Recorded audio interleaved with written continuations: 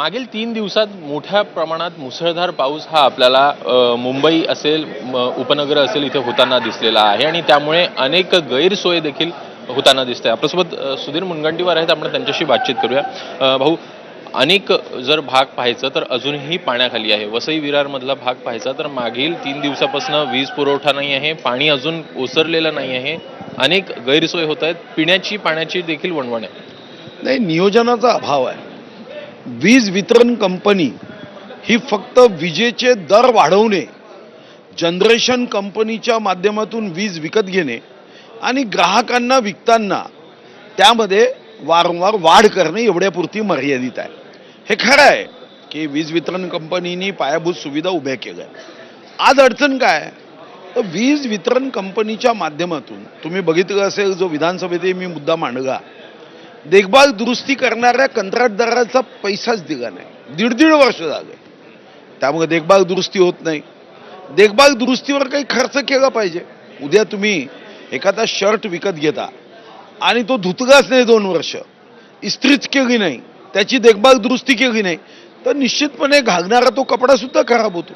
ही तर विजेच्या वितरणाच्या संदर्भामध्ये जे संयंत्र आहे त्याच्या देखभाल दुरुस्तीला पैसेच दिले जात नाही. मी ज्या मतदारसंघातून येतो, पोंभुर्ण्यामध्ये वायर जातात.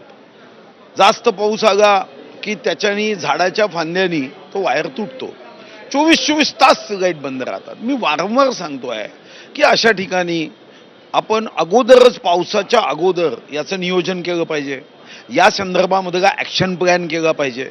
ॲक्शन प्लॅनमध्ये एक अल्पकालीन असेल ज्याच्यामध्ये साधारणतः फांद्या तोडणे आहे, जिथं वायर खूप ढिगा झाला आहे, कधी कधी खंबा वाकला असतो, तो वाकलेला खंबासुद्धा दुरुस्ती करण्याचा प्रयत्न होत नाही. आणि आता तर आनंद आहे की आता कॉन्ट्रॅक्टरांनी सांगितलं आमचे पैसे दिले नाही, आता आम्ही काम करणार नाही.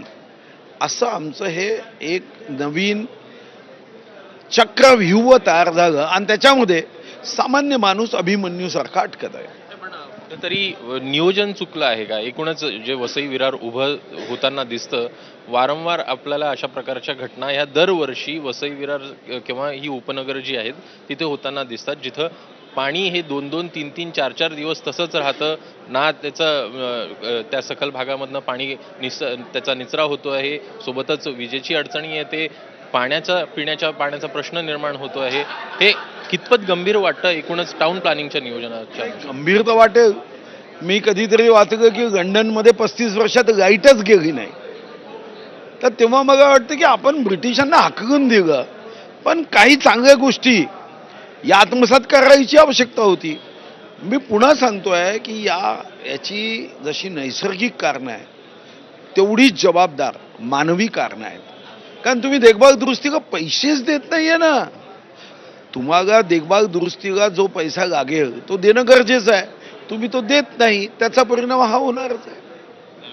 बातचीत केल्याबद्दल हे होते सुधीर भाऊ, ज्यांच्याकडनं स्पष्ट करण्यात येत आहे की एकूणच नैसर्गिक कारणासोबतच मानवी कारणं देखील आहेत ज्यामुळे त्या सगळ्या घटना घडताना दिसत आहेत आणि त्या अनुषंगानं कुठंतरी देखभाल आणि दुरुस्ती देखील महत्त्वाची आहे. कॅमेरामॅन रोहित कांबळेसह विष्णू ठाळ, ABP माझा, मुंबई.